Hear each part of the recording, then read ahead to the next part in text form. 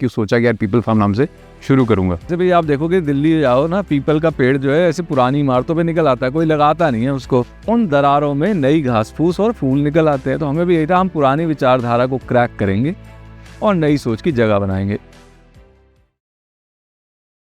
जब आप सफरिंग की बात करो, किस सफरिंग की बात आप कर रहे हो? अगर आप मुर्गियों की बात करो, है ना, पिंजरे का साइज एक A4 पेपर जितना होता है, जिसमें वो 2 साल अंडे देती है। अब गाय देखो, गाय तभी दूध देगी ना जब बच्चा देगी। अब बछड़े का करना क्या, मार देते हैं या सड़क पे छोड़ देते हैं, या फिर उनको उठा के स्मगलिंग हो जाती है। गाय का जो बछड़ा होता है उसे मार देते हैं और उसे वहीं टांग देते हैं। कई गाय जैसे ऐसी है कि वो अगर बच्चा नहीं है तो फिर वो दूध देगी नहीं, तो बच्चे की स्मेल आती रहे, इसको खाल बच्चा कहते हैं। तो वो लोग क्या करते हैं, बच्चे को मार देते हैं। वो तो कहते हैं मर गया। आपने कोई वर्स्ट केस कौन सा देखा है अब जो आपके पास आया हो? फीमेल डॉग थी, उसने पपीज मार दिए थे। अब जब दूसरी बार उसने पपी दिए तो वो बंदा उसके पास आया, डॉग उस पर गुर्राई, तो उसने डॉग को सरिया मार दिया सर पे, उसकी आंख बाहर आ गई। केस में हमने बड़ा परस्यू किया, FIR हुई, मतलब FIR हो रखी है, बस दैट्स इट। मेरे को जीव हत्या से इतनी समस्या नहीं है, मेरे को जीव सफरिंग से प्रॉब्लम है, जिसे मैं नोटिस करता हूँ, that is presence of pain, absence of life चल जाएगा। वो लाइन भी थी बड़ी अच्छी लगी, what is better than money, उन्होंने बोला ना। तो लोग तो मनी को ही बेटर मानते हैं, उसे बेटर देन तो कुछ समझते ही नहीं। फिर जिंदगी से सारे लोग हटा देते हैं, है ना, पेड़ पौधे, खाना हटा देते हैं। अभी तेरे पास सिर्फ पैसा है, 2 करोड़ रुपया कैश पड़ा है, क्या करेगा? पैसा खाएगा?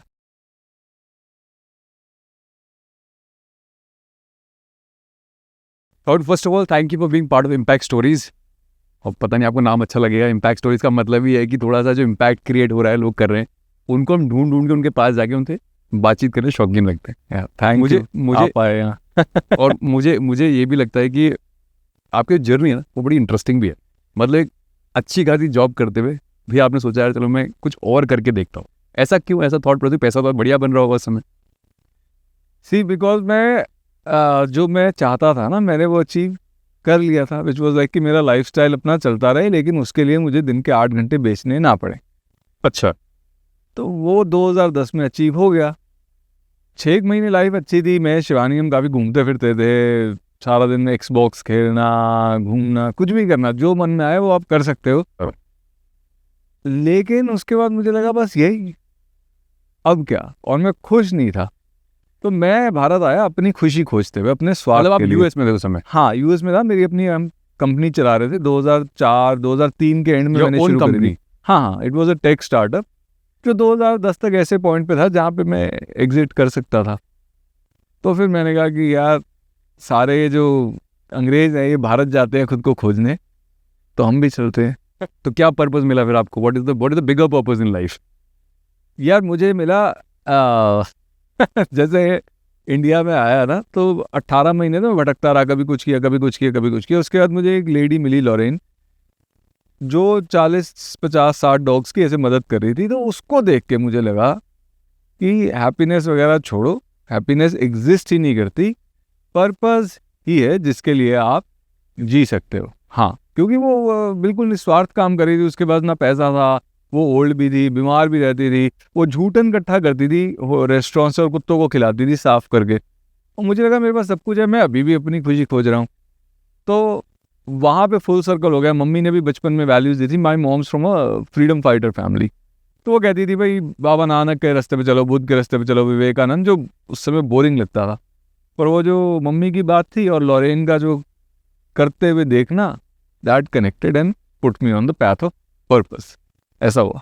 तो मतलब फिर भी मेरा बस ये कहना ही है कि लोग तो फाइनेंशियल फ्रीडम तो फिर भी देखते हैं ना, कि मेरा पैसा होना चाहिए हमेशा। कोई अच्छा काम करने तो इंसान को पहले सस्टेनेबली खुद भी तो फिट रहना पड़ता है पैसे के लिए। वो कैसे अब मीटअप हो पाता है? देखिए, वो तो जैसे बाबा नानक ने भी कहा ना, भूखे पेट ना होए भजन।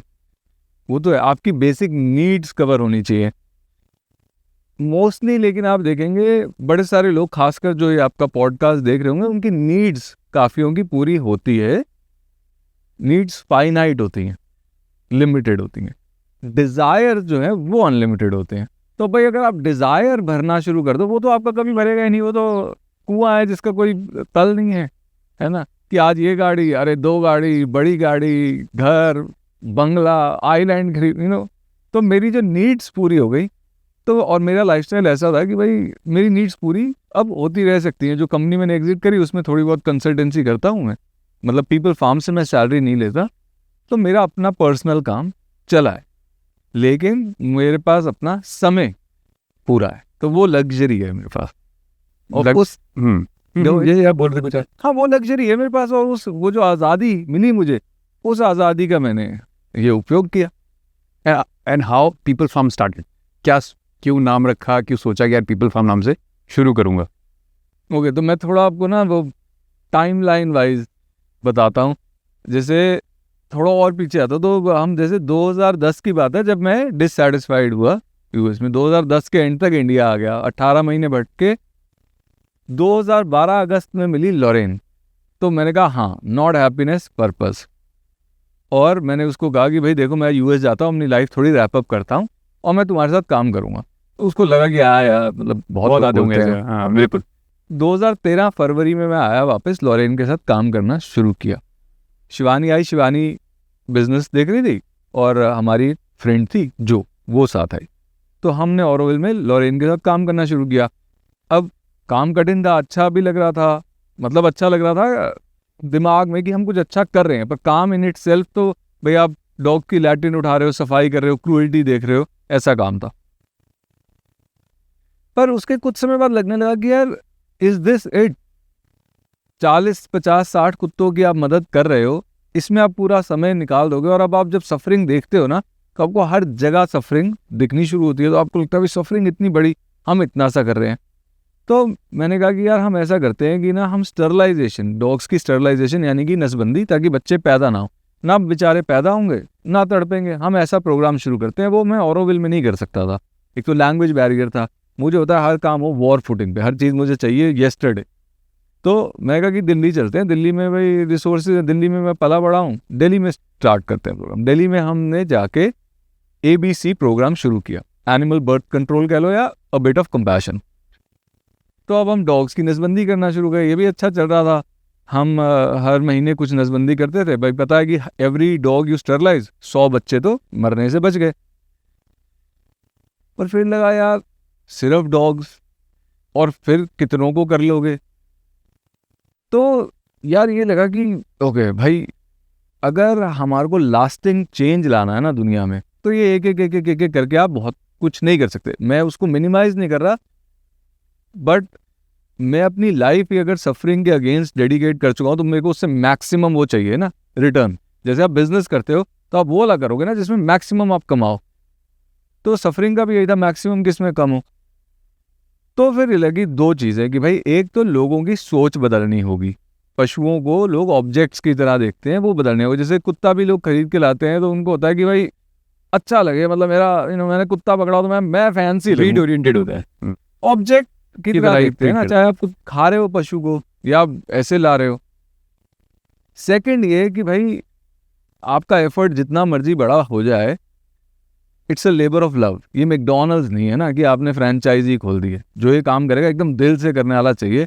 तो ऐसे लोगों को आप इंस्पायर करोगे ना, बिकॉज लोग तो अपनी ज़िंदगी की भागदौड़ में लगे हुए हैं। कोई बेचारा उस भागदौड़ से निकल भी आता है ना, तो कहीं किसी बाबे के चक्कर में पड़ जाएगा, भांग के चक्कर में पड़ जाएगा। तो ऐसे लोगों को एक आपको इंस्पायर आप करोगे, तो वो आपके जैसे बनेगा। तो आपने एक जगह दिया जलाया है, वो आपसे कहीं और जलाएगा और अंधेरा वहाँ हटाएगा। तो ये थॉट था पीपल फार्म के पीछे का। अब नाम पीपल फार्म क्यों रखा? इन्हीं दो कारणों की वजह से। भाई आप देखोगे दिल्ली जाओ ना, पीपल का पेड़ जो है ऐसे पुरानी इमारतों पे निकल आता है, कोई लगाता नहीं है उसको, ठीक है जी, खुद निकलता है। अब क्या होता है कि उसकी जो जड़ है नीचे जाती है, दीवारों में दरारें पैदा करती है, उन दरारों में नई घास फूस और फूल निकल आते हैं। तो हमें भी यही था, हम पुरानी विचारधारा को क्रैक करेंगे और नई सोच की जगह बनाएंगे। एक दो, अब एक पीपल का वृक्ष विशाल होता है, लेकिन फिर भी एक सीमित दायरे में होता है। पर एक पक्षी आएगा, उसका फल लेगा, कहीं और गिरेगा, वहाँ पे एक और पेड़ निकलेगा। तो सेकंड कि हम लोगों को इंस्पायर करेंगे। तो 2014 दिसंबर में हमने शुरू किया। जैसे ये बाउंड्री वॉल सबसे पहले लगानी शुरू करी, और तब से we have been building it and running it. But अगर मैं एक पहाड़ी बॉय हूँ, पहाड़ों में पला बड़ा हूँ, मैं शहर चला गया, अब मैं पहाड़ों में जाता हूँ ना, तो 10 दिन बाद मुझे ऐसा लगता है कि यार ये तो इतना क्वाइटनेस भी मुझे नहीं चाहिए लाइफ में। तो आपने कैसे इतनी लाइफ को चूज करे, इतनी क्वाइटनेस चूज करी? यानी बोर तो हो ही जाता है कहीं भी देखो। यार बोरियत तो मेरे को लगता है कि मैंने जिंदगी में महसूस नहीं करी। राइट? अच्छा, मतलब करने को इतना कुछ है, करने को इतना कुछ है ना। जब करना नहीं शुरू किया था तो लगता था सीखने को इतना कुछ है, पढ़ने को इतना कुछ है, लेकिन मैं हर चीज में इंटरेस्टेड हूँ। जैसे मुझे कोई जंगली पौधा भी दिखता है तो फोटो खींच के कौन सा पौधा है, इसका क्या उपयोग है, तो मैं हर चीज में मैं क्यूरियस हूँ। तो समझा। मुझे लगा नहीं, मुझे तो समय ही नहीं मिलता। हाँ अच्छा एक और, मैं ना, लोग ना कहते हैं कि यार गलत शहरों में होता है, पहाड़ों में नहीं होता। तो कहते हैं ना पहले पहाड़, जब हम कभी कोई बातचीत करने आते हैं तो हम एग्जाम्पल पुराने देने शुरू करते हैं। कहते हैं ना, बोलते हैं यार मेरे गाँव में तो इतना बढ़िया सब कुछ चल रहा था। मैं आपको छोटी सी बताता हूँ, मैंने पहले पहले देखा था अपने गाँव में भी, पहले मुझे समझ नहीं आया था, मैं छोटा था। तो जब भी एक भैंस जब बच्चा देती थी तो क्या होता, जब वो मेल होगा या फीमेल होगा उसके बाद डिसीजन मेकिंग होती है। फीमेल हुआ तो दूध देगी तो आगे रखते हैं, और अगर मेल होगा तो उसे फौरन उठा के फेंक देते थे, मतलब किसी पहाड़ के नीचे धकेल देते थे एक दिन के बच्चे को। तो मुझे उस समय बात समझ नहीं आती थी, क्योंकि वो यूजेस पे जा रही है बात कि यार वो गाय तो वो सॉरी उसका भैंस दूध दे सकती है, बट उसका क्या करेंगे, तो उसे पालना कोई नहीं चाहता। देखो आप बैल को तो फिर भी खेत पे लगा दोगे, है ना, पर उनका क्या करोगे। तो मेरा ये कहना था, ये थॉट प्रोसेस इतने पुराने लोगों से निकलता है, तो आज क्रूएल्टी शहरों में तो क्या देखनी है, तो जहाँ लोग एथिक्स की बात करते हैं वहाँ से शुरू हो जाती है। हाँ, देखो शहरों में ये है कि उन्हें एक क्रुएलिटी दिखती नहीं है, तो दोनों जगह अलग अलग तरह का गलत हो रहा है। शहरों में जो गलत हो रहा है वो ये है कि भाई ओवर कंजम्पशन है, पर वहाँ, और एक्चुअली ये जो सेपरेशन है ना इसी वजह से है, वहाँ पे उसको दिख नहीं रहा कि कंजम्पशन के पीछे सफरिंग क्या है, तो वो कंजम्पशन करे जा रहा है। और हाँ, दोनों जगह ऑफ कोर्स गलत है ना। तो मेरा ये कहना है कि ये जो इतनी क्रुएलिटी, आप लोग आपसे ऐसे बोलते होंगे यार ये तो पहाड़ों में रह रहे हैं, यहाँ इसको कितना ही क्रुएलिटी देखने को मिलती होगी, तो शहरों की तरफ आए वहाँ देखें। नहीं देखो, हाँ है ना, यहाँ क्या ही होगा, चार cruelty तो हाँ लोग मतलब हमारे पास दिन में 10 रेस्क्यू कॉल्स आती हैं, हाँ, हम उसमें से एक ही पशु को ले पाते हैं, क्योंकि चोट लगने में तो मिनट लगता है और हील होने में महीनों, कई बार साल भी लग जाता है, तो एक ही की जगह बनती है, एक ही हम ला पाते हैं। हाँ, मैं ये जरूर कहूंगा कि क्योंकि शहरों में डॉग्स ज्यादा हैं, गाय भी ज़्यादा है रोडों पे। हाँ, मेरे को गए हुए इतना समय हो गया कि मुझे नहीं पता, है ना, कि भाई दिल्ली में गाय कितनी है। यहाँ तो लगभग मतलब बहुत सारे घरों में लोगों ने गाय रखी हुई है, तो वो बछड़े कंटिन्यूअस सप्लाई में आते ही रहते हैं। रोज मैं वॉक पे जाता हूँ तो कोई नया अबैंडन केस दिखता है, प्लस हमारे हॉस्पिटल है तो हमें इतने केसेस दिखते हैं। पर फिर भी जैसे जैसे दिल्ली में मैं कहूँगा मिलियन डॉग्स हैं, आई mean that's a big number. Thing है इसकी, मान लो आपकी कैपेसिटी सिर्फ 100 केसेस लेने की है, तो आप मिलियन वाली जगह में 100 कर रहे हो या 1000 वाली जगह में 100 कर रहे हो, तो डजेंट मैटर कि वहाँ पे सफरिंग ज्यादा है, यहाँ पे सफरिंग कम है, आपकी तो लोग कैपेसिटी आपसे जब बोलते 100 तो की होंगे है। ना, अरे आप तो सेफ हाँ, जोन पे बैठे हो। कई बार बोला है, बहुत लोगों ने तो नहीं बोला, पर कईयों को लगता है कि हाँ भाई आपने तो ऐसी जगह चुनी, तो कुछ नहीं करता क्या है, लोग तो बोलेंगे। हाँ, बट सोल्यूशन की तरफ नहीं देखते आप। मतलब देखो मेरा ना हमेशा लुकआउट ऐसा रहता है, rather than complaining we should look for the solution, है ना। अब इतने सारे गाय छोड़ी हुई हैं, कुत्ते छोड़े हुए हैं, अब कोई हर बंदा घर तो ले जाके पालना शुरू नहीं कर रहा है ना, और ना ही आपको भी अगर कल मैं सब लाके यहाँ खड़े करूँ तो आप भी नहीं कर पाओगे। तो what could be the solution? देखो दो सोल्यूशन में ना, एक शॉर्ट टर्म रहता है, एक लॉन्ग टर्म रहता है। एक है कि आपके आगे कोई भूखा मर रहा है, तो उसको तो, या किसी को चोट लगी है तो उसका चोट लगे वाले का इलाज कर दो, भूखे को खाना खिला दो। लॉन्ग टर्म, अब डॉग्स के केसेस में, डॉग्स का केस और गाय का केस जो है अलग है, पर जो सोल्यूशन है वो सेम है कि भाई दोनों की ब्रीडिंग नहीं होनी चाहिए। अब डॉग्स की कोई ब्रीडिंग सड़क पे नहीं कर रहा, बेचने के लिए करते हैं, तो उसको उनसे मत खरीदो। भाई सरकार या तो लॉ बनाए टॉप डाउन, या बॉटम अप कंज्यूमर करे, मैं तुझसे खरीदूंगा नहीं तो ब्रीडिंग नहीं होगी।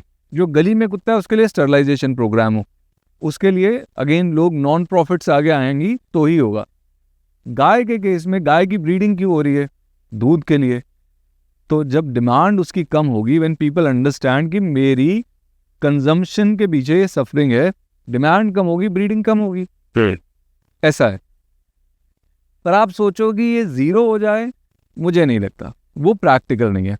आप चीज़ों को कम कर सकते हो या एटलीस्ट बढ़ने से रोक सकते हो, है ना, तो वो इंडिविजुअल कंट्रीब्यूशन होनी चाहिए।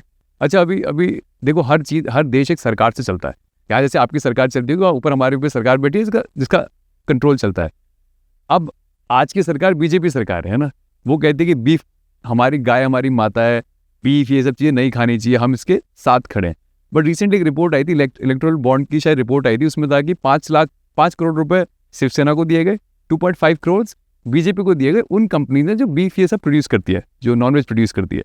तो जब ऊपर वाला सिस्टम ही इतना स्पॉइल्ड हो तो नीचे आदमी चेन में क्या क्या सोल्यूशन निकाल लेगा। देखो उसमें पता है क्या आ जाता है कि कैसे वो चल जाता है।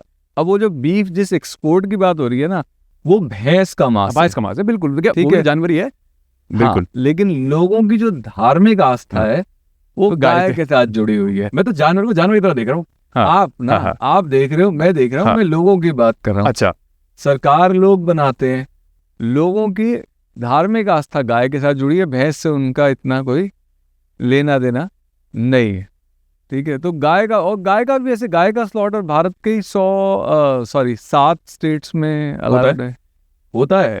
हाँ, लीगल है, लीगल है, हाँ। लीगल है। तो एग्जैक्टली तो मेरा वही पॉइंट आ रहा है। तो वो जो सिंबलाइजेशन है कि यार हम तो गाय को अपनी माता मानते हैं, but again there are people, अब ऐसा तो नहीं कहूँगा सारे मुस्लिम लोग ये काम करते हैं या फिर कोई पर्टिकुलर रिलीजन कोई काम करता है, काम तो कोई भी कर सकता है। तो फिर इस सर्कल को आप कैसे देखते हो?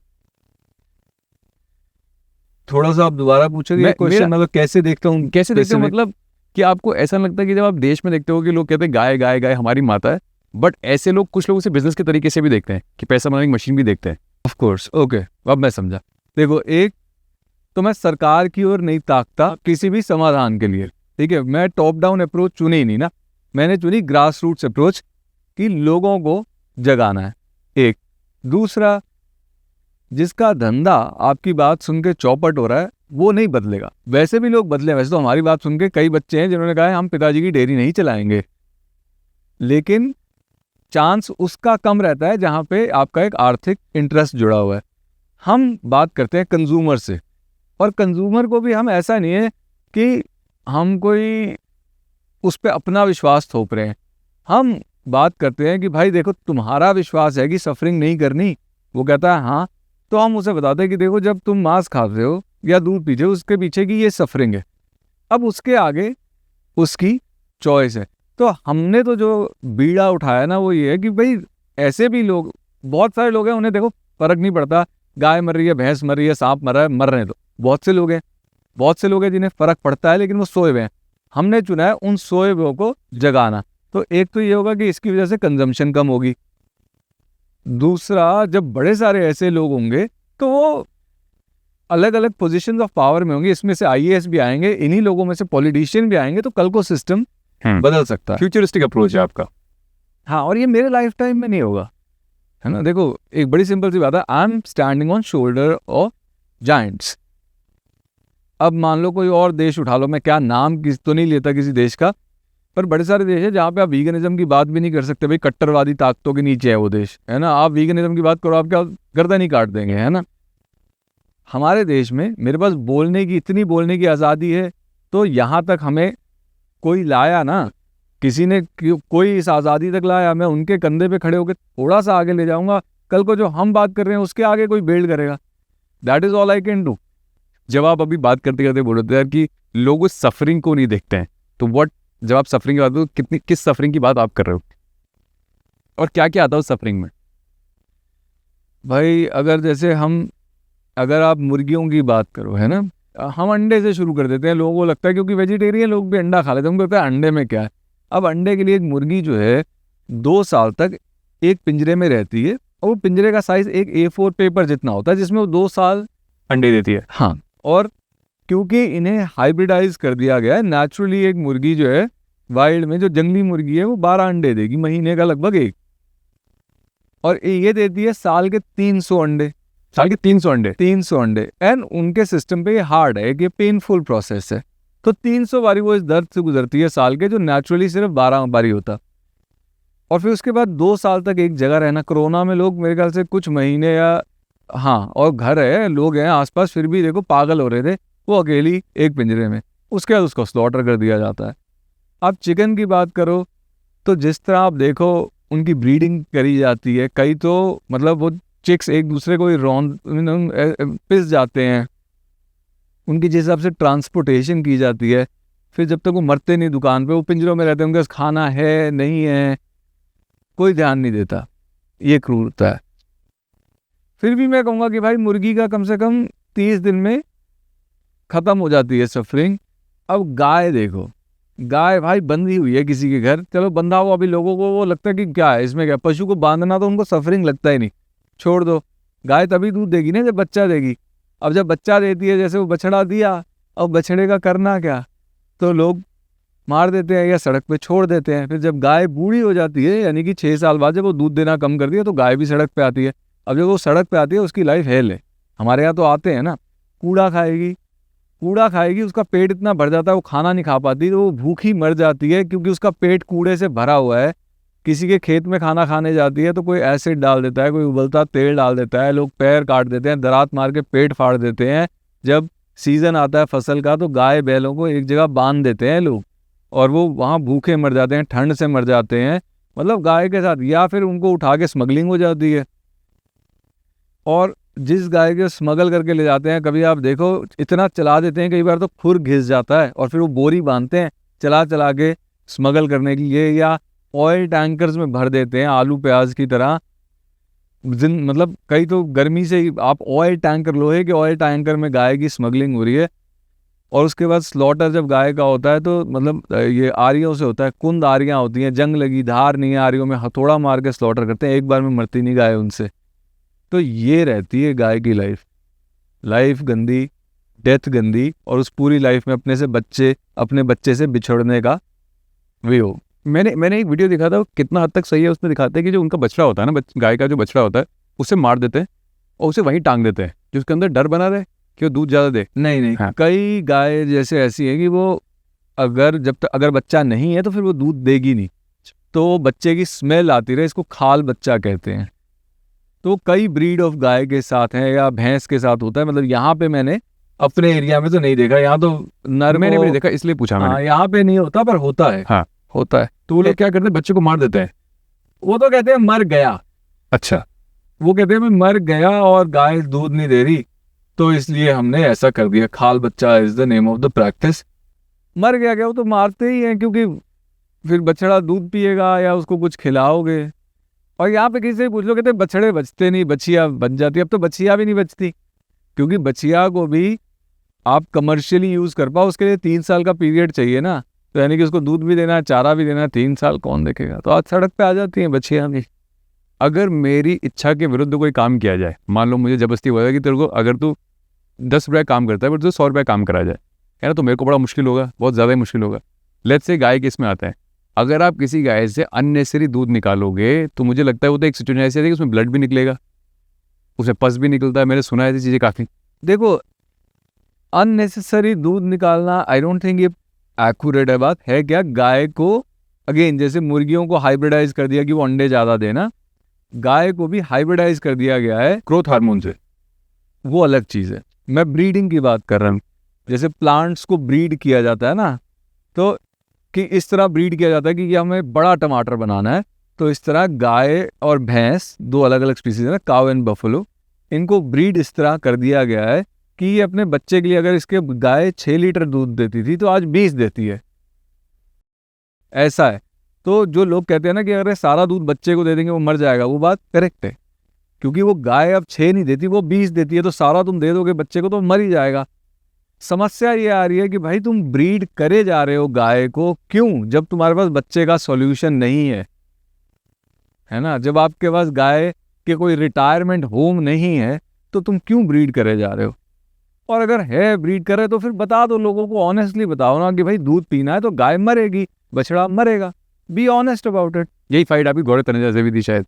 हाँ, क्योंकि वो कहता है कि मैं तो जी सारी बूढ़ी गाय पालूंगा, मैं तो जी सारे बछड़े पालूंगा। अरे किसे बेवकूफ बना रहे ये हो तो वैसे तुम? भी बड़ा अजीब सा स्टेटमेंट है। एक सिंपल सी बात है यार, आपका क्या लैंड इलास्टिक है? हाँ, इज तो इट फैलेगा। स्ट्रेच? नहीं ना। आपके पास अगर 100 की जगह है तो आप 100 में अपनी प्रोडक्टिव गाय रखोगे, या will you gradually fill it with unproductive cattle? और भाई अनप्रोडक्टिव से भरना ही है तो फिर तो चैरिटी वाला काम कर लो, गौशाला खोल लो, काहे घी बेच रहे हो, पैसा तो तुम्हारे पास है ही। या बेवकूफ बनाना बंद करो। वैसे बूढ़ी गाय का होता क्या है? सड़क पे चली जाती है यार, यही है स्लॉटर हाउस कि चली जाती है। देखो हिमाचल में तो नहीं है स्लॉटर, है ना, सड़क पे ही आती है, सड़क पे।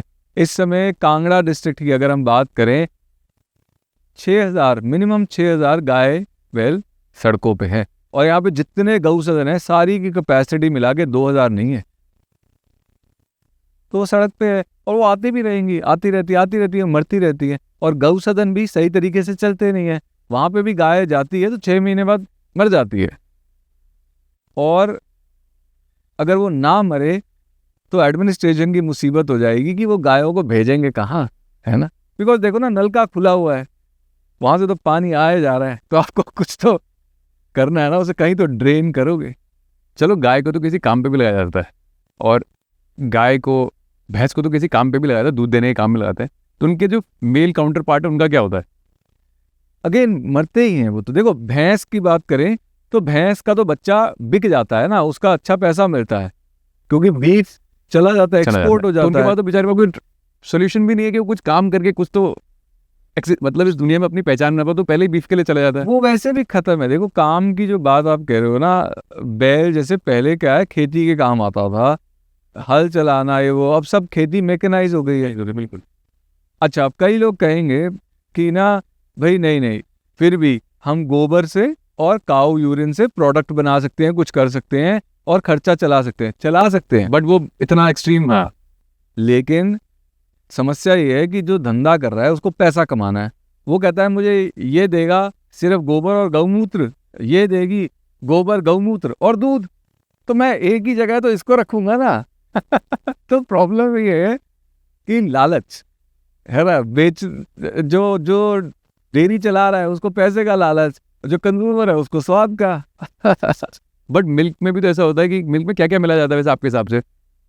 यार इसको देखो, मैंने खबरें ही सुनी है ना, तो मैं कहीं सुनी बात क्या रिपीट करूं। पर वही है, कोई वो हार्मोन देते हैं, ग्रोथ हार्मोन देते हैं, ऑक्सीटोसिन या कुछ, ताकि दूध की प्रोडक्शन बढ़ाई जाए, तो वो आता है। फिर बड़ी सारी जिस तरह अनसैनिटरी कंडीशन होते हैं, अगर गाय को एंटीबायोटिक्स दे रहे हैं वो भी आता है दूध में। फिर मिलावट अलग होती है, वो क्वांटिटी बढ़ाने के लिए यूरिया मिलाते हैं। अगेन ये सब, ये मैंने जो पढ़ा है मैं वो बता रहा हूँ, है ना। मेरा मतलब ये विषय नहीं है दूध की मिलावट, जब मैं दूध पीता ही नहीं तो। चलिए लेट्स से कुछ मिलावट होती है ना, बट मेरा ये कहना है कि आपको तो जो ये विश्वास से रख रहा है कि यार मुझे गाय से अच्छा दूध मिलेगा, दूध तो उसे भी अच्छा नहीं मिल रहा है। अगर मेरी ये सोच है कि यार एक दूध पीना बहुत ज़रूरी है, बट आज के डेट में तो वो दूध भी आप तक सही पहुंच ही नहीं रहा है। हाँ, एडल्टरेटेड है, अनलेस आपने अपनी गाय पाली हो। वो मुझे लगता है किसी मेट्रो सिटी में इतना आसान है करना। मेट्रो में कौन पाल रहा है तो गाय? मेरा अब कंज्यूमर तो वो भी है ना, कंज्यूम तो वो भी कर रहा है, तो कर मेरा रहा है। कहना उनका ये विश्वास है कि जो दूध मेरे पास आ रहा है वो बिल्कुल सही है। हाँ, वो तो गलत ही है। हाँ तो कुछ भी सही नहीं आ रहा हाँ। उन तक तो। हाँ, और ऐसे ऐसे ऑर्गेनिक भी एक टर्म शुरू हुआ आजकल, लोग कहते हैं यार मेरा माल बड़ा ऑर्गेनिकली मार्केट में आ रहा है, बट ऑर्गेनिक लिख देने से चीज़ें ऑर्गेनिक थोड़ी हो जाती हैं। हाँ, खासकर भारत में तो मैं ये सर्टिफिकेशंस ये के बात वैसे मेरी भी- वंदना शिवा मैम से भी हुई थी, उन्होंने बोला कि किसे बोलते हो तुम ऑर्गेनिक? ऑर्गेनिक का लेबल चिपका देने से ऑर्गेनिक थोड़ी होता है। किसने आके उसे वेरीफाई किया कि भाई ये है? लैब की तो रिपोर्ट भी चेंज की जा सकती है आज की डेट में। हाँ, सब कुछ। क्या? वही तो मैं कह रहा हूँ, इंडिया में तो किसी चीज का कोई मायने नहीं है। राइट। तो ऐसे ऐसे फिर इंसान बचेगा कैसे चीज़ों से? यार देख लो ना कि आपकी प्रायोरिटी क्या है। हाँ। मतलब देखो, लोग कहते हैं कि मुझे शहर में रहना है, पैसा कमाना है, क्यों, किस मतलब एट व्हाट कॉस्ट? अपनी हेल्थ की कॉस्ट पे। जो चीज़ आप पैसे से खरीद नहीं सकते, अल्टीमेटली अगर आपकी हेल्थ खराब होती है, वो दर्द आप झेल रहे हो, वो और कोई नहीं झेल रहा, आपकी कोई मदद भी नहीं कर सकता। तो मुझे लगता है हमारी सबसे पहले प्रायोरिटी हमारी हेल्थ होनी चाहिए। तो थोड़ा जैसे पीपल फार्म जब शुरू किया ना, वन ऑफ द रीजंस, जो मेरा पर्सनल एक ड्रीम था कि मैं अपना खाना उगाऊं और प्रदूषण से दूर रहूं। और फिर जब पीपल फार्म का आइडिया आया, काम मैं दिल्ली में कर रहा था, जब पीपल फार्म का आइडिया आया तो वो दोनों चीज़ें कोइंसाइड कर गई, which is why we picked Himachal के। भैया हवा पानी साफ है और हम अपना खाना थोड़ा सा उगा लेते हैं, सारा नहीं। बट एक मेट्रो सिटी में रहने वाला आदमी क्या कर सकता है अपनी लाइफस्टाइल को सुधारने के लिए, या कुछ एनिमल के लिए कंट्रीब्यूट करने के लिए क्या कर सकता है? मैं जानना चाहता हूँ ना कि अपना कैसे लाइफस्टाइल सुधारने के लिए, और या फिर किसी एनिमल की कंट्रीब्यूशन में कुछ करना भी चाहता हो तो क्या कर सकता है वो? तो दो अलग चीज़ें हैं ना। मैं दोनों के सवाल आपसे एक बारी में पूछ रहा हूँ। अच्छा, हाँ। देखो यार, अपना करना है, मैं कहूँगा कि कुछ स्टॉप बिफोर स्टार्टिंग। बहुत सारी चीज़ें हैं जो आप कंज्यूम कर रहे हो जो आपको कंज्यूम करने की आवश्यकता नहीं है, उनसे तो दूर हटना शुरू कर दो ना। फिर उसके बाद आप आ गए बेसिक्स पे कि भाई हम बेसिक चीज़ें खा रहे हैं, मतलब प्लांट बेस्ड तो सिगरेट, शराब, मांस इत्यादि, इन सबसे दूर हो जाओ। अब आप whole food plant based diet ले रहे हो, जंक फूड नहीं खा रहे। फिर आप देखो कि कहाँ से आप अपना जो होल फूड प्लांट बेस्ड सामान है वो कहाँ से सोर्स कर सकते हो। अब सब्जी तो आप रोज़ नहीं सोर्स कर सकते, है ना, पर क्या है कि जो आपके ग्रेन्स हैं which form bulk of your diet, कि भाई चावल और गेहूं या दालें, वो तो आप किसी गांव एरिया से जहाँ पे आपका कहीं सोर्स निकाल के पता करके वो आप एक ही बारी में ले सकते हो ना। वो तो एक बार का एफर्ट है साल का, तो ये आप कर सकते हो। मैं मतलब I am thinking of the top of my head, क्योंकि मैं शहर रहता नहीं, मैंने इसका लोड लिया नहीं। अब रही बात पशुओं को हेल्प करने की, तो अगेन देखो इसमें रेंज है, it will all depend on आपके पास कितना समय है। अब जैसे गर्मियाँ आ रही हैं, अगर आप मिट्टी का एक कसूरा लेके पानी उसमें डाल दो बर्ड्स के लिए, वो भी सही है, बिकॉज कुत्ते ही नहीं है जो सफ़र कर रहे हैं ना। एनिमल तुम सबकी बात करो ना। हाँ, मैं तो कहता हूँ कोई बच्चा है, बच्चा लेता है, रस लेता है और ऐसे चींटियों के लिए डाल देता है, वो भी अच्छा है। आप जो कर सको, पानी दे दो प्यासे को। आप गली में कोई भी पशु है, अब गाय आप कह रहे हो होती है, तो गाय है तो गाय को कुछ खिला दो, है ना। पुरानी सब्जी आपके पास, केले के छिलके बच गए, साग बच गया, नॉट कुक्ड, कच्चा, वो खिला दो। कुत्ते को रोटी डाल दो, अगर वो भूखा होगा तो खा लेगा, नहीं खाता रोटी तो छोड़ दो यार, है ना। इतने नखरे से आने की जरूरत नहीं है किसी की। तो अगेन क्या कर सकते हो, आपके पास और टाइम है, आप स्टूडेंट हो, लर्न फर्स्ट एड। बड़े सारे केसेस हैं, जैसे घाव लगा हुआ है डॉग को, वो मैगेट वुंड बन के इन्फेक्ट होके खराब होगा, उससे पहले अगर आप उसको साफ कर दो तो वो हील होना शुरू हो जाएगा। इतनी फर्स्ट एड आप सीख सकते हो। अब दिल्ली में भी, जैसे हम दिल्ली की बात करें, बड़े सारे एनिमल रेस्क्यूज हैं, तो किसी के भी साथ वॉलंटियर करके आप ये सीख सकते हो। फिर उसके बाद आ जाता है कि जैसे रेस्क्यूज है, वहाँ पे क्या होता है कि एक एनिमल है, हील हो रहा है, अब उसकी आखिरी की हीलिंग प्रोसेस थोड़ा लंबा ले रही है, तो आप उसको घर ले आके फॉस्टर कर सकते हो, वहाँ पे एक और पशु लाने की जगह बन गई। तो इस तरह की चीज़, small step but big changes. Of course again it will all depend on कि आपका क्या एबिलिटीज़ हैं, आपके क्या सर्कमस्टांसेस हैं, क्या आपके पास रिसोर्सेज हैं। बट पता नहीं, मतलब मुझे कभी कभी ऐसा लगता है, हम बात करते हैं ना किसी टॉपिक पे, तो बड़ी ना जैसे मनगढ़ंत कहानियाँ होती है ना, वैसी लगने लग जाती है। क्योंकि लोग ना, हम बात कर सकते हैं, पर आपको लगता है लोग ऐसे फंक्शन करते हैं। अगर आप देखो कि क्या will everybody function like that, नहीं। पर मैं जब भी कभी बात कर रहा होता हूँ, मुझे होता है कि कोई एक व्यक्ति बदल जाए, है ना। That is the hope I have. I don't have the hope कि पूरी दुनिया बदल जाएगी, सब सही हो जाएगा। हाँ, मैं तो फिलोसॉफिकली पेसिमिस्ट हूँ। आपने एक बार ये बात बोली थी कि यार लोग गाय को इधर रख देते हैं या बैल को इधर करते हैं, कोई दराती मारता है, क्या ऐसा कोई केस आपका सच में आया है? हाँ, बोरी भी कोई एक, मतलब आते ही अभी आप जैसे हमारे हॉस्पिटल जाओ, तो अभी इनफैक्ट आज ही अभी एक केस ला ही रहे हैं। वो बैल का नाम है पपी, उसको हमने ठीक ठाक करके, चोट लगी थी, उसको रिलीज किया था, उसको किसी ने डंडा उंडा मार दिया है, उसका खून हो रखी है टांग, वो आ रहा है, अभी आ रहा है। या बड़े सारे अभी 2 केसेस एटलीस्ट ऐसे हैं कि बैल के सर पे रस्सी बांध दी, वो स्लो डाउन करने के लिए कर देते हैं ऐसा, और फिर वो रस्सी घुसती जाती है अंदर, पूरे ऐसे मांस कटा हुआ है, कीड़े पड़े हुए थे। ये तो केसेस अभी 2 हमारे अभी हैं। आपने कोई वर्स्ट केस कौन सा देखा है अब जो आपके पास आया हो? या वर्स्ट केस ह्यूमन क्रूएलिटी का अगर मैं कहूँ कि जो ये उबलता तेल डाल देते हैं या ऐसा acid होता है डाल सच देते में? हैं। हाँ, मैं कोई ये बना रहा हूँ मतलब बातें। इतना भी क्रुएल्टी किसी भगा सकते हो पशु को? तो करेक्ट, भगाना चाहिए, बिल्कुल। है ना, भगा दिया आपने। पर क्या है कि लोग गुस्से में आ जाते हैं, उबलता हुआ तेल लेके लोग बदला भी लेते हैं। लोग ऐसा नहीं सोचते ना कि यार ये पशु है, वो ये नहीं सोचते कि बच्चे की तरह है ये, वो ना समझ है, वो एक ऐसी दुनिया में है, वो मैन मेड दुनिया में है जिसकी उसको समझ है नहीं, है ना। They get angry, they get vindictive. एक बंदे ने तो यहाँ पे, दिस इज, तो ये हमारा 2015 का केस है, हमारे गांव में वो गोभी खा गया था उसकी। भाई उसने एक लकड़ी का बत्ता लिया, मतलब फट्टा सा लिया, उसमें कीलें लगाई उसने, ही प्रिपेयर्ड अ बैट, और उसने जाके उस बैल की टांग तोड़ी उससे। यहीं की बात है 2015। तो और क्या सोल्यूशन मिला उससे उसे? कुछ नहीं, गुस्सा निकालने का क्या फायदा होता है, कोई गुस्सा निकालना तो अनप्रोडक्टिव तो चीज है। आपने कभी, मतलब जब कभी लीगल, मतलब वैसे फाइट तो आप मिले जब होगे, किसी बंदे से मिलते हो आप जब ऐसा कुछ सुनते हो, या फिर बस बस एनिमल को लेते लेके हैं आए। लोग हद से, देखो FIR हो जाती है ना, उसके बाद पुलिस भी ज़्यादा इंटरेस्ट नहीं लेती। हम लीगली परस्यू कर सकते हैं, पर हमने अपना डोमेन फिक्स किया कि we do 2 things, animal rescue and awareness. Fair enough, right you have to pick your battles. Right. तो क्या जो ये लीगल बैटल्स जो आप बातें कर रहे हैं, ऐसा तो कभी कभार तो ऐसा होता होगा ना, फाइट में पढ़ना ही पड़ता होगा आप। हाँ, अभी जैसे पिछले साल की वो एक फीमेल डॉग थी, है वैदेही, तो उसको किसी ने, उसके पहले ना उसने पपीज मार दिए थे एक बारी। अब जब दूसरी बार उसने पपी दी है तो वो बंदा उसके पास आया, वो अब की बार फिर पपी मारना था, वो डॉग उस पर गुर्राई, तो उसने डॉग को सरिया मार दिया सर पे, उसकी आंख बाहर आ गई। तो वो डॉग तो यहाँ पे ठीक हुई, वो अडॉप्ट भी हो गई, उसके पपीज भी अडॉप्ट हो गए। पर वहाँ उस केस में हमने बड़ा परस्यू किया, FIR हुई, बट देन वो बच गया। मतलब FIR हो रखी है, बस दैट्स इट। पर FIR करके भी आप क्या जीत लोगे? एनिमल लॉ तो इंडिया में वैसे ही बहुत कमजोर है। हाँ, लेकिन उसमें एक चीज़ है कि मान लो फर्स्ट बारी कोर्ट ने उसको कह दिया कि हाँ भाई कन्विक्ट कर दिया, 50 रुपये का फाइन हो गया। अगर दूसरी बार वो कन्विक्ट होता है तो जेल होगी। और आपको जब कोई जानवर जब आता, तो आपने कोई ऐसे डॉक्टर्स रखे हैं जो बिल्कुल वेल ट्रेन डॉक्टर्स हैं? देखिए, हमारे यहाँ जो वेट्स आते हैं ना, वो फ्रेश आउट ऑफ कॉलेज आते हैं, Fresh।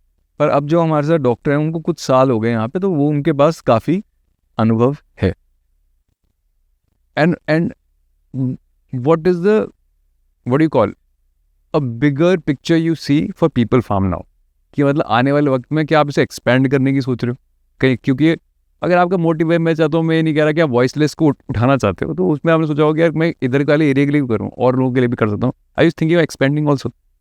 देखो, अगेन एक्सपेंशन की तो वही बात आ गई ना, एक्सपैंड कैसे करें? जहाँ जिस जगह को आप देख नहीं सकते उससे आप कैसे मैनेज करोगे? हाँ, ये ज़रूर है कि हम सोच रहे हैं कि जैसे जो ऑलरेडी एग्जिस्टिंग नॉन प्रॉफिट्स हैं, जैसे बड़े सारे लोगों ने हमारे को देख के रेस्क्यू शुरू किए, तो उनके साथ मिलके कुछ ऐसा करें कि एक रेस्क्यू का मैं आपको बताता हूँ कि लेआउट क्या था। जैसे हमने शुरू किया, सबसे पहले हम सड़क पे जाके ट्रीटमेंट देते थे। फिर हमने देखा कि यार अब कई पशुओं को तो फ्रैक्चर है, उसको आपको लाना ही पड़ेगा, तो हमने एक रिकवरी स्पेस बनाई। पर अभी भी यही है कि पशु ले आए, किसी क्लिनिक पे ले गए, वहाँ से जो भी प्रिस्क्रिप्शन मिली वो यहाँ पे फॉलो करते रहे, अपने रिकवरी स्पेस है। फिर हमने अपना क्लिनिक भी खोल लिया, है ना। तो बड़े सारे जो रेस्क्यूज़ हैं वो रिकवरी स्पेस तक लिमिटेड है। तो हम चाहते हैं उनकी सपोर्ट करें कि वो अपने यहाँ क्लिनिक खोल पाएँ, क्योंकि उससे क्या होगा कि वो स्टरलाइजेशंस भी कर पाएंगे और यूथनेशिया भी कर पाएंगे। यूथनेशिया इज मर्सी किलिंग, है ना, कि भाई जिस पशु को एक अच्छी ज़िंदगी नहीं मिली, कम से कम उन्हें अच्छी एक मौत तो मिले ना। तो ये 3 चीज़ें, simple trauma, sterilization and euthanasia, ये 3 कैपेबिलिटीज़ आ जाएं रेस्क्यूज़ के पास, जिनके पास अभी सिर्फ रेस्क्यू एंड रिकवरी की फैसिलिटी है। तो ये हम करना चाहते हैं, इस पर मैं काम कर रहा हूँ। अगर हम इतनी दूर से आए तो मतलब आप ऐसा काम कर रहे हो जिससे हम तो बड़े खुश हुए, है ना। बट मैं आजकल ये भी देखता हूँ, ऐसे लोगों से मिला भी हूँ जिन्होंने केवल वीडियोस बनाने के लिए ही रेस्क्यूइंग करने का काम शुरू किया है कि इंस्टाग्राम पे थोड़े पॉपुलर हो जाएंगे। हाँ यार, आई एम श्योर होगा, आई एम ऐसा। श्योर ना, क्योंकि हर चीज़ एक कंटेंट मैं ये नहीं कह रहा कि ऐसा नहीं है। There are thousand of people are doing very good work, but there are thousand of people who know that oh they get attention. अच्छा, तो हम ना ये काम हम भी करके देखते हैं। और एक बार जैसे एक किस्सा बताता हूँ आपको। पीपल फार्म एक बाबा है, वो पीपल फार्म है, वो पीपल लग का पेड़ लगाते हैं। पीपल बाबा, हाँ, पीपल बाबा, बिल्कुल, है ना। तो मैंने उनका पॉडकास्ट किया था, तो उन्होंने ये बहुत सा सवाल मुझसे एक बार बोला था कि एक बार शायद US के प्रेसिडेंट इंडिया आए थे, तो उन्होंने मिलकर एक प्लांट लगाया था और सब न्यूज़ ने कवर किया। ऐसी एक शुरुआत हुई एक पेड़ को लगाने की और फिर सब चले गए। तो उन्होंने पूछा क्या कल किसी ने देखा कि वो पेड़ अभी वहाँ है कि नहीं है, कि जिंदा भी है कि मर गया? तो उन्होंने बोला कि ये जो फेम गेम है ना, ये बड़ा डेंजरस भी है। एब्सोल्युटली है। तो वैसे ही मुझे लगता है कि सोशल मीडिया, जैसे मान लो आपको अटेंशन मिल रही है आपके अच्छे काम की वजह से, तो लोगों ने देखा अच्छा इसे अटेंशन मिली है इस काम की वजह से, चलो मैं केवल इसलिए कर लेता हूँ थोड़ी देर के लिए कि मुझे थोड़े व्यूज़ मिल जाए, सिर्फ अटेंशन के लिए। हाँ, जो कि सैड है। पर देखो, मैंने इस बारे में ज़्यादा सोचा नहीं, पर जब भी मैंने सोचा, मैंने कहा कि चल यार, एटलीस्ट जो देख रहा है, चाहे नकली कंटेंट देख रहा है, उसके दिमाग में कोई अच्छी बात पड़ जाए। It's seeing a silver lining वाली बात है, सीइंग द ब्राइटर साइड। अभी आप जिस बारे में कर नहीं सकते कुछ, तो उसको डाइजेस्ट तो चलो करना आप चाहोगे बोलते ना। हो कि मैं बहुत सारी जगह सोचता नहीं, आप किन बातों पे जिंदगी ज़्यादा सोचते हो आप? वो घूम फिर अभी तो देखो, मेरा जो अब आपकी बातें आगे आप पे आ गई। हाँ, अभी तो मेरा टारगेट जो है वो ये है कि मुझे कुछ ऐसे लोग चाहिए जो पीपल फार्म को आप जैसे एक्सपेंशन की बात कर रहे हो ना, मुझे ये है कि जो चल रहा है वो चलता रहे। तो मुझे कुछ ऐसे लोग चाहिए। देखो जैसे मैंने कहा कि पीपल फार्म के मैंने एक्चुअली नहीं बोला, 2 मुद्दे थे, to help animals heal and be heard, है ना। हर्ड के लिए हमको था कि हम लोगों को अवेयर करें, हैं, इंस्पायर करें कि वो जहाँ पे भी हैं ऐसी चीज़ करें। पर अब मुझे कोई ऐसे लोग चाहिए जो अपनी लाइफ पीपल फार्म के साथ जुड़ के अलाइन कर लें। तो एक तो मैंने किताब लिखी, पिछले 2 साल से मैं उस पर काम कर रहा था, तो वो भी अगस्त में आएगी, हैप्पीनेस हैपन्स के नाम से। और क्या क्या है उसका क्रक्स, क्या है उसका? उसका क्रक्स तो यही है कि भैया कि अच्छा काम करने के अलावा देखो करने को कुछ है कि नहीं। और ऐसा क्यों सोचते हैं आप? लोग तो बहुत कुछ सोचते हैं यार, जैसे एक वो लाइन भी थी बड़ी अच्छी, line, what is better than money, उन्होंने बोला ना, तो लोग तो मनी को ही बेटर मानते हैं, उससे बेटर देन तो कुछ समझते ही नहीं। मनी तो मीन्स टू एन एंड है, ये बचकानी बात है। अगर कोई कहता है कि मैं बस पैसा मेरा एम है, उसको पता नहीं वो लाइफ में क्या करना चाहता है। हाँ, उससे पूछो कि तेरी ज़िंदगी से सारे लोग हटा देते हैं, है ना, पेड़ पौधे खाना हटा देते हैं, अभी तेरे पास सिर्फ पैसा है, 2 करोड़ रुपया कैश पड़ा है, क्या करेगा? पैसा खाएगा? तो वो तो मूर्ख है व्यक्ति। Money means to an end. अच्छा, जो मैं कहता हूँ कि अच्छा काम करने के अलावा करने को है भी क्या, देखो वो उनके लिए है कि जो लोग मानते हैं कि मैं एक अच्छा इंसान हूँ, मैं मतलब अपनी बात करें अगर वो मानते हैं कि मैं अच्छा इंसान हूँ। वो अच्छा क्या है? अच्छा यही है ना, किसी के साथ बुरा ना करना। आप कहोगे कि भाई कोई किसी का अगर मर्डर कर देता है या किसी की सफरिंग कॉज कर रहा है, वो अच्छा काम कर रहा है उस समय? नहीं।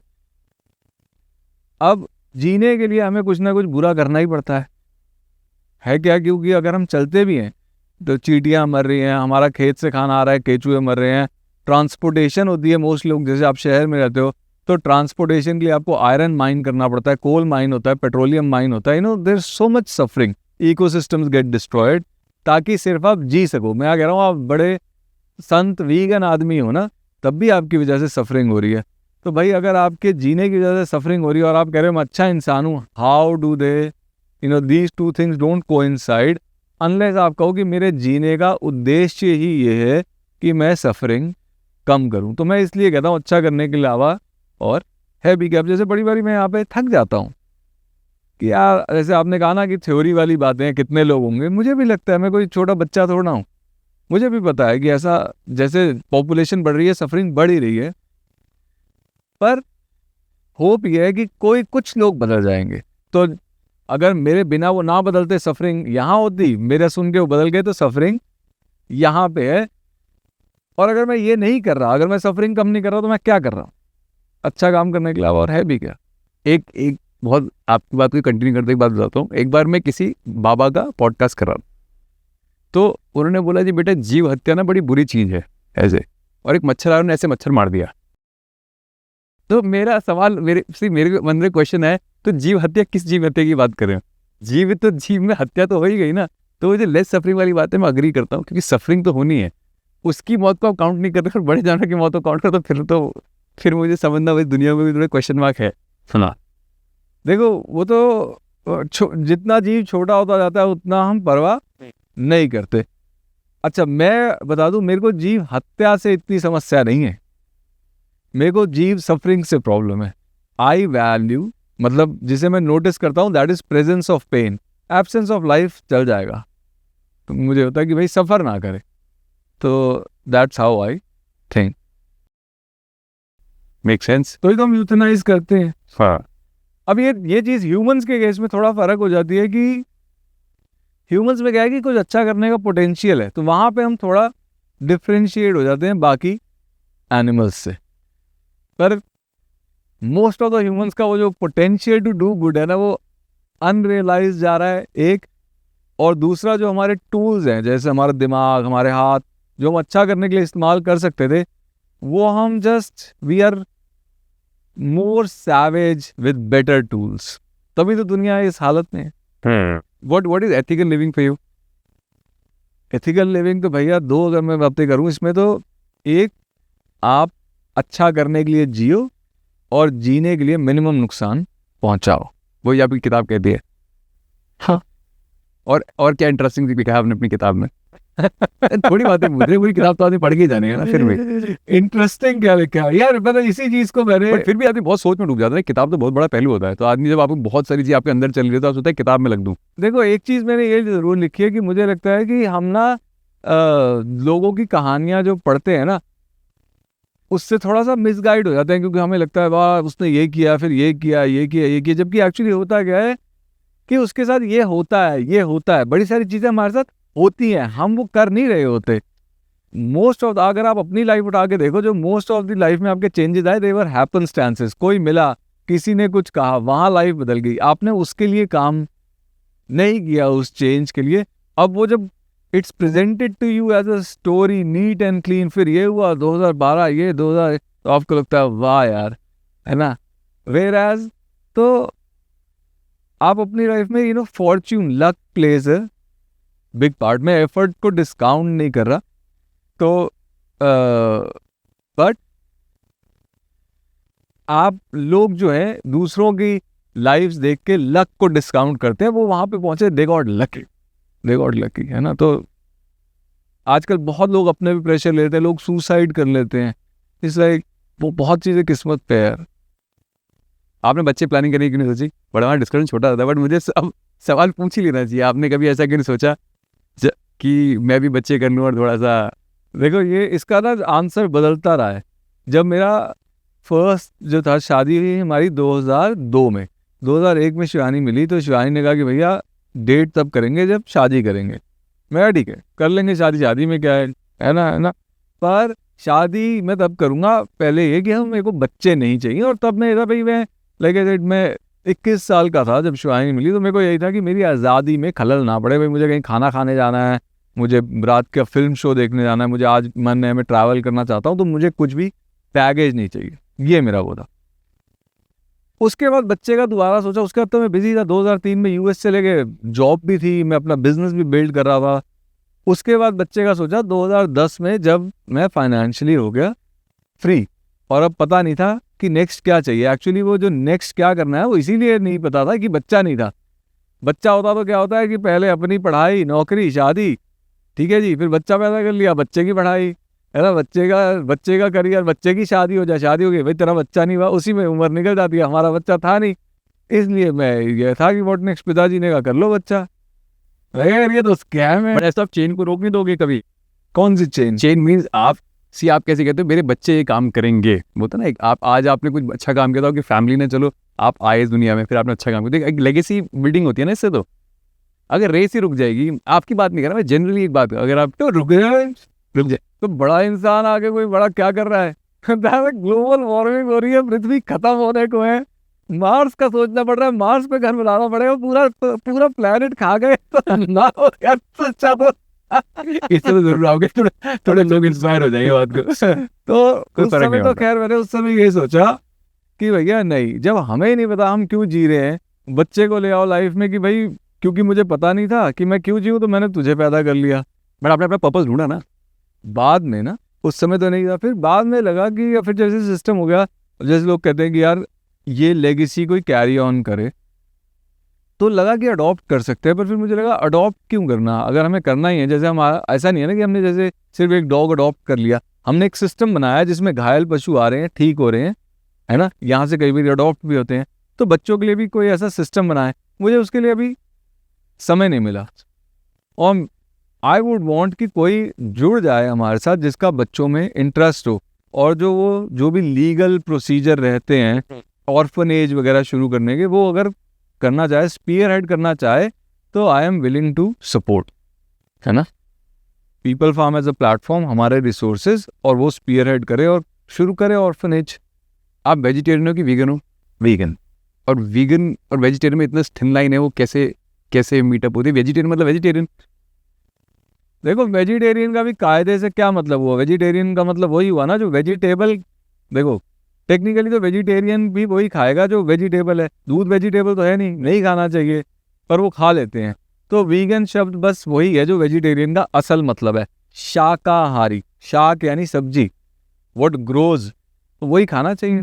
बट ये तो, अगर मैं बहुत पीछे चला जाऊँ, कितने पीछे चला जाऊँ, मतलब चलो कृष्ण जी कृष्ण जी तक पहुंच जाते हैं। चलो बात आ गई कि वो तो माखन भी खाते थे, दूध भी चुराते हैं, ऐसा बोलते हैं। बढ़िया है, तो उनकी तरह गाय पाल लो ना भैया, है ना। गाय पाल रहे हो कंस की तरह है, और घी मक्खन खा रहा है कृष्ण जी की तरह, ये तो होने ही नहीं बात यार। वो तो कृष्ण जी तो ऐसे थे कि जब पहली बार गाय चराने गए तो चप्पल उतार दी। माँ ने पूछा क्यों, तो कहते हैं कि गैया ने भी चप्पल नहीं पहन रखी, वो तो ऐसे ध्यान रखते थे। तुम तो गाय को सूली चढ़ा रहे हो, है ना। बस अप्रोच में डिफरेंस है। ऑफ कोर्स आप पालो ना, एक सिम्बायोटिक रिलेशनशिप हो तो अलग बात है, कर लो। लेकिन अब तो इतनी ऑप्शंस है आपके पास, है ना। और कृष्ण जी का लाइफस्टाइल भी अलग था ना। आपको तो देखो, थोड़ा रीसेंट टाइम में अगर आते हैं, हमारे देश को दूध की ज़रूरत थी, न्यूट्रिशनल डेफिशिएंसीज थी, मिल्क सब्स्टिट्यूट्स मील, खाने को नहीं है दूध पी लिया चलो न्यूट्रिएंट्स मिल गए। अब तो लोग खाना भी खाते हैं और दूध भी पीते हैं, एंड देन फिर वो कहते हैं यार पेट निकला हुआ है। देन वो कहते हैं हमारे लाइफस्टाइल डिजीजेज हैं, all of these lifestyle diseases, diabetes तो रिवर्स हो जाता है प्लांट बेस्ड डाइट पे। एक शरण करके ऑर्गेनाइजेशन है, वो कराते हैं। क्या बात करो। हाँ, आपकी जो लाइफस्टाइल डिजीजेज हैं, यू डोंट नीड, मतलब आपको, they are happening, lot of them are happening because of poor lifestyle. Diet जिसका बड़ा पार्ट है, लैक ऑफ एक्सरसाइज जिसका एक बड़ा पार्ट है। मतलब मुझे ये समझ नहीं आता, जब गाय ही इतनी कम हो गई फिर भी दूध मार्केट में इतना अवेलेबल कैसे है। देखो पहले क्या था कि घर घर गाय थी ना, अब वो गाय जो है डेयरियों में है, ये हो गया, वो व्यापार बन गया, ये था। बट फिर भी अगर मैं डेयरियों को भी काउंट करूं तब भी वो इतना प्रोडक्शन नहीं करती है जितना मार्केट में अवेलेबिलिटी है। हाँ, ये मुझे भी लगता है। देखो मैंने ये सोचा कि जब मैं छोटा था, हम दूध लेने जाते थे तो एक डोलू सा होता था, मदर डेयरी में जाते थे, टोकन डलता था, लेकिन आपको एक लाइन में खड़ा होना होता था। अब पॉपुलेशन बढ़ गई, एग्रेरियन पॉपुलेशन घट गई, लेकिन दूध के लिए कोई लाइन में नहीं होता। अब तो हर चीज़ में दूध डल रहा है, चिप्स में भी मिल्क पाउडर होता है जिसमें ज़रूरत नहीं है। तो वो मैं वही सोचता हूँ कि ऑडियंस ये क्यों नहीं पूछती दूध आ कहाँ से रहा है। आई गेस जैसा आपने कहा, लोगों की प्रायोरिटी है ना वो पैसा। They not thinking health, they not thinking कि मैं जी क्यों रहा हूँ या क्या अपने अंदर डाल रहा हूँ। मैं हैरान इसलिए होता हूँ कि चलो आप अपना नहीं सोच रहे, ठीक है यार, हम तो सिगरेट भी पीते, मैं भी पीता था, ठीक है, अपना नहीं सोचता आदमी शौक के लिए। आपके बच्चे हैं, उनका तो सोचो, उन्हें आप क्या खिला रहे हो। वाह, मतलब आप बच्चे को लाए हो दुनिया में, यू से मेरे को प्यार है इससे, और आप उसका भी नहीं सोच रहे, उसे भी कुछ भी खिला रहे हो। किसी को सुनते हो आप, मतलब जैसे कोई ना कोई कभी किसी से इंस्पायर होता है, आप कोई किसी को पढ़ते हो या सुनते हो, किसी से आप बड़ा मूव हुए कि यार इसको पढ़ना और सुनना जरूर चाहिए, एक लाइफस्टाइल को। देखो सबके अपनी अंडरस्टैंडिंग है। हाँ बिल्कुल। मेरे को अपने विचारों की वैलिडेशन जो मिली, बुद्ध की लाइफ स्टोरी से मिली। क्या था वो ऐसा। देखो Buddha made a very difficult choice जब ही अंडरस्टूड कि लाइफ इज, जब वो डिसइल्यूजन हुए, ठीक है, तो उन्होंने अपनी वाइफ और न्यूबॉर्न को छोड़ा, which must have been very difficult, है ना। तो एक ये चीज़ कि देखो अगर हमारे को कुछ चेंज करना है, हमको मुश्किल फैसले लेने पड़ेंगे। बहुत से लोग अपनी लाइफ इसलिए नहीं बदलते क्योंकि वो मुश्किल फैसला लेना नहीं चाहते, बट थिंग इज आपको सैक्रिफाइस करना पड़ता है। फिर बुद्ध का मुझे लगा, पहले बुद्ध एकदम लग्जरी साइड पे थे, जो उनके पिताजी ने उन पे थोप रखी थी। बाद में he went to being an ascetic, बिल्कुल भूखे मरने को हो गए। एंड देन ही रियलाइज कि life is not about living it up और थ्रोइंग इट अवे, बट एक मिडल ग्राउंड, जियो, जीना है, पर जीना है तो जियो एक पर्पस के लिए। तो ये चीज़ मुझे बड़ी अच्छी लगी बुद्ध की जो लाइफ स्टोरी की थी। बुद्ध ने जो लिखा है मैंने इतना नहीं पढ़ा, सिवाय उन्होंने जो एक चीज़ कह दी, डू नो हार्म, मतलब अपनी भाषा में, पाली में, उसको मैंने पकड़ लिया, डू नो हार्म।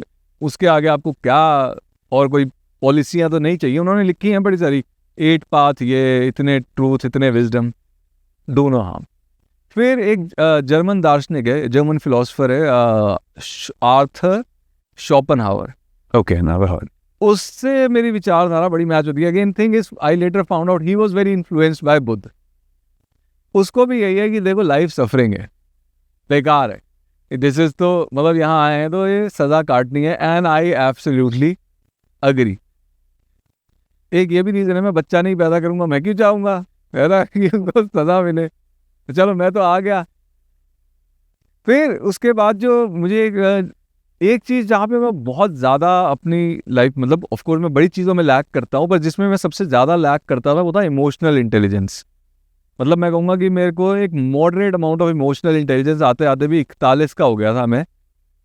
तो उसमें मुझे एक स्कूल ऑफ लाइफ है, उनकी ऑर्गेनाइजेशन एलैन डी बुटॉन करके फिलोसफर है, उनका वो मुझे अच्छा लगता है काफ़ी। तो क्या क्या बातें हैं ऐसी जो आप पकड़ते हैं उनकी बातों से? यार देखो, उनकी जैसे एक बड़ी सिंपल सी बात है, जैसे कि हमारा जो प्रोग्रेस हुई सोसाइटी की, इट्स बिकॉज किसी ने मैथ्स पे कुछ काम किया, नेक्स्ट जनरेशन ने उसके ऊपर बिल्ड अपॉन किया, उसके ऊपर बिल्ड अपॉन किया, फिजिक्स में भी सेम हुआ, बायो में भी सेम हुआ, तो ही तो हम यहाँ तक पहुँचे ना। लेकिन when it comes to emotional education, किसी ने वो there is no building upon, every generation is left to fend for itself, है ना। आपके पेरेंट्स, उनके पेरेंट्स, चाहे बर्थ से कैसे डील करना है या डेथ से कैसे डील करना है या गुस्से से कैसे डील करना है, हर कोई समझता है, पर कोई आगे सिखाता नहीं। तो फिर तभी तो हम लोग इमोशनली इंटेलिजेंट नहीं हैं। गर्लफ्रेंड के साथ ब्रेकअप हो गया तो भाई मतलब दुनिया ही खत्म हो गई। अरे आज से पहले भी होता ही आया है, तो हमारे को कैसे नहीं पता कि इसको कैसे डील करना है। तो ये जस्ट एक चीज़ है, इसी तरह बड़ी सारी चीज़ें मैंने सीखी, समझी। तो हाँ, और दलाई लामा जी, अब उनकी मैं हर बात से सहमत नहीं हूँ, लेकिन जो उनकी किताबें लिखी, जो उनका लिखा हुआ होता है वो पढ़ने में बहुत अच्छा लगता है, सरल है। और इनमें से किसी में भी ना वो नहीं है कि मैं अपने आप को बिल्ड कर लूँ भैया, मैं अपना ब्रांड बना लूँ, मैं फॉलोइंग बना लूँ, because I hate the culture of following. तो और मुझे बुद्ध ये इसलिए भी सही लगते हैं, बुद्ध का कोई एक गुरु नहीं थे कि मेरा ये गुरु जिसके चरणों में, नहीं, मुझे लगता है कि अपना रास्ता खोजो। Why you always say that I don't believe in happiness, but believe in purpose of life? नहीं, मैंने नहीं कहा कि I don't believe in happiness, मैंने कहा कि तब मैंने कहा कि यार हैप्पीनेस कुछ नहीं है, ऐसा मैंने तब कहा। हाँ, अब आप और मानते हो। छोड़ो हैप्पीनेस और purpose. What is happiness for you now? Happiness is absence of suffering. ये मुझे happiness is absence of suffering. मैं बताता हूँ, जैसे अब आप यूनिवर्स ले लो, यूनिवर्स बाय डिफॉल्ट डार्क है, अंधेरा है यहाँ, है ना। बट एक लाइट सोर्स होता है तो उस दायरे में अंधेरा हट जाता है उस समय के लिए, जब तक वो एफर्ट हो रहा है। इसी तरह सफरिंग भी डिफॉल्ट है दुनिया में। आप जब देखो बच्चा पैदा होता है, भूख लग रही है, उसको एक्सपोज टू एलिमेंट्स है, उसको लव केयर की ज़रूरत है ना, तब उसकी सफरिंग खत्म होगी। तो suffering is default and the state of happiness and wellbeing is जब वो सफरिंग खत्म हो जाती है। तो ये मुझे तब समझ में आया जब कुछ समय मैं चला रहा था people farm and I was doing it एकदम विल पावर पे कि अच्छा करो या मरो, और तो कोई चॉइस है नहीं। लेकिन ऑफ कोर्स एक लाइफस्टाइल चेंज तो है ना। आप थोड़ा कंफर्ट एंड लग्जरी के आदी हो, अब आप गांव में रह रहे हो और गोबर उठा रहे हो और it's very hard, but eventually I felt content. जो यूएस में मेरे को लगता था मैं हैप्पी नहीं हूँ, वो फीलिंग चली गई। एंड देन आई एनालाइज कि व्हाट हैपेंड। तो व्हाट हैपेंड वाज, देखो फिजिकली तो मैं वैसे ही सफ़र नहीं कर रहा था, है ना, ज़रूरतें पूरी थी। इमोशनली भी सफ़र नहीं कर रहा था, नीड्स मेरी मेट ही थी, कंपेनियनशिप एक बड़ी नीड होती है, वो नीड मेट थी। प्लस धीरे धीरे धीरे जैसे आपको समझ में आना शुरू हो गया कि डिज़ायर्स जितने आपके नहीं होंगे, जितने आपकी अटैचमेंट कम होंगी, जितनी आपकी एक्सपेक्टेशन कम होगी, उतना आप इमोशनली सफ़र कम करोगे। मेरी सफरिंग थी एक एग्जिस्टेंशियल सफरिंग, एक खोखलापन होता है हमारा जो हमें तब दिखता है जब बाकी ज़रूरतें पूरी होती हैं, तब हम उस खोखलेपन को फेस करते हैं, जब हम सर्वाइवल मोड में नहीं होते। और वो खोखलापन अब मेरा भर गया था एंड आई फेल्ट कि हाँ okay, now I understand what is happiness and now I am happy. But ऐसा तो कभी नहीं होता लाइफ में, कभी आपको किसी की एब्सेंस ना फील हो? अब किसी की एब्सेंस फील होती है? क्यों नहीं होता कि एब्सेंस नहीं फील होती? ये कौन कहता है? मैं बस आपसे पूछ रहा हूँ। ना, मुझे तो नहीं एब्सेंस फील होती किसी की। Your content. हाँ, कंटेंट तो मैं हूँ। It's a very big word वैसे। यार देखो, सिंपल सी बात है कि अगर आपको पता है कि आप क्या चाहते हो और आप उस दिशा में काम कर पा रहे हो, ये दोनों कंडीशन मेट है। हाँ, अब बताओ ना, आप देखो मैं ये करना चाहता हूँ पर मेरे को रोज 8 घंटे नौकरी करनी पड़ रही है, how can I be content? तो you have to know what you want and you have to be able to work towards it, तो आप कंटेंट फील करोगे ना। लेकिन इसके साथ साथ I have a perpetual dissatisfaction which keeps me going. Content to मैं कंप्लेसेंट नहीं हूँ। और इसको भी मैंने सोचा कि यार ये डिससैटिस्फैक्शन है, क्यों है? फिर मुझे लगा ये तो चाहिए, because if you are satisfied you die. आप देखो, आपको भूख ना लगे, आप हो गए परमानेंटली सेटिस्फाई हो गए, यू डाई। आपकी बॉडी को तो कैलोरीज चाहिए थी, आपको भूख नहीं लग रही, यू डाई। आपको कहा गहरी सांस ले ली हिमाचल की, अब एक बार एक सांस, अब बस और सांस नहीं लेनी, यू डाई। तो वो परपेचुअल डिससैटिस्फैक्शन चाहिए। The only thing you have in your control is कि उस डिससैटिस्फैक्शन को आप भरते कैसे हो। कि आप किसी का अच्छा करके भर रहे हो, किसी को दे के भर रहे हो, या ले के सिर्फ भरने की कोशिश कर रहे हो। My second last question, because it was very interesting when you are talking to ना, तो आपने एक बीच में एक लाइन बोली थी कि मेरी एक ज़रूरत पूरी हो गई, वो है कंपेनियनशिप इज़ वेरी इंपॉर्टेंट, वो पूरी हो गई है। हाउ यू फील, चलो बच्चे वाली बात तो छोड़ते हैं, you feel that it's very important to have a companion along with you. जब आपको आज़ादी चाहिए तो आपने फिर भी कंपेनियन वाला वर्ड यूज़ किया ना, कि ज़रूरत है वो भी एक। मुझे लगता है यार, मुझे लगता है कि हाँ, कंपेनियन तो चाहिए। मतलब ऐसा नहीं है कि इट्स अब इसलिए नहीं पूछ रहा हूँ कि शादी हो चुकी है तो नहीं स्क्रीन पे मैं ईमानदारी से ही बताऊंगा, क्योंकि मुझे बीच में ऐसा भी लगा था कि नहीं, कंपेनियन नहीं भी हो। जब मैं यहाँ पे आया तो मैंने तो ये किया, मैंने कहा कि अब शिवानी मुझे छोड़ देगी तो छोड़ देगी। I mean that's a loss I am willing to take, but it would have been a loss. तो मुझे लगता है आज जैसे कंपेनियन ना हो, अब जैसे मैं चाहूँगा कि शिवानी मुझसे पहले दुनिया से जाए, उसको अकेले ये दुनिया ना झेलनी पड़े, this is what I want. तो जो वो जाएगी तो उसका मतलब वो मैं एक she will leave a void. तो मुझे लगता है कि हाँ, मतलब वो मेरी वेलबींग को इम्पैक्ट करेगा एक कंपेनियन का ना होना। हो सकता है कोई ऐसा हो जिसको कंपेनियन ना चाहिए हो, पर मुझे लगता है थोड़ा हम अपने आप को बेवकूफ़ बनाते हैं। We try to disguise our loneliness when we say that. मुझे ऐसा लगता है। Beautiful. Agree. Somehow, till some point, I agree to this. Last thing, stage is all yours. Whatever you want to say before closing this, because I know you are running out of time also. So, what do you want to say? Now, stage is all yours. यार देखो कि मुझे लगता है कि लोगों को समय निकाल के देखना चाहिए वो आखिर जी क्यों रहे हैं। मैं एक्चुअली सिंपल क्वेश्चन पूछता हूँ कि मान लो कि मैंने आपको एक जादू की छड़ी दे दी, जिसे घुमा के आप अपनी लाइफ बिल्कुल वैसी बना सकते हो जैसी आप बनाना चाहते हो। कि जी मैं पहाड़ पे रह रहा हूँ, मेरी एक गर्लफ्रेंड है, मेरे पास 2 कुत्ते हैं, XYZ कुछ भी, मैं ये कर रहा हूँ नहीं कर रहा, क्या आपका आंसर होगा? और अगर आपके पास इसका आंसर नहीं है ना, तो then what are you doing every day? Very thoughtful. हाँ, यही इतना ही सोचने वाली बात है वैसे। Thank you for being on the show, Robin. Thank you so much for being part of it.